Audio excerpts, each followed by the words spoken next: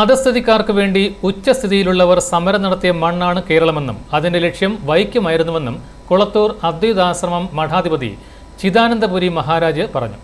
വൈക്കം നഗരസഭ ഏകതാ സമ്മേളന സമിതിയുടെ നേതൃത്വത്തിൽ വൈക്കത്ത് നടന്ന ഹിന്ദു ഏകതാ സമ്മേളനം ഉദ്ഘാടനം ചെയ്ത് സംസാരിക്കുകയായിരുന്നു ചിദാനന്ദപുരി മഹാരാജ്. ഇത് ഇന്നോ ഇന്നലെയോ ആയിരം ആണ്ടുകൾക്ക് മുമ്പ് രേഖപ്പെടുത്തി വെച്ചതാണ്. അത് ഭാരതത്തിന്റെ പൂർവ മഹിമയെ സൂചിപ്പിക്കുന്നതാണ്. ആ മഹിമാബോധം നമുക്കുണ്ടെങ്കിൽ മാത്രമേ നമ്മൾ ഉത്തമ പൗരന്മാരാകൂ. നമ്മൾ പൗരന്മാരായാൽ മാത്രമേ രാഷ്ട്രത്തിന്റെ സ്വാതന്ത്ര്യം പോലും സഫലമായി തീരും.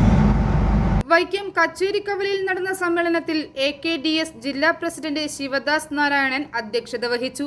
BMS അഖിലേന്ത്യാ vice president C Unnikrishnan Unnithan, Vaikom മേൽശാന്തി TD Narayanan Namboothiri, SNDP Vaikom union secretary MP Sen, KPMS Kottayam ജില്ലാ secretary KP Hari, AKVMS taluk union PG Sivadas, KBS സംസ്ഥാന സമിതി അംഗം KC കൃഷ്ണമൂർത്തി, അർജുൻ ത്യാഗരാജൻ, R അനിൽകുമാർ എന്നിവർ പ്രസംഗിച്ചു.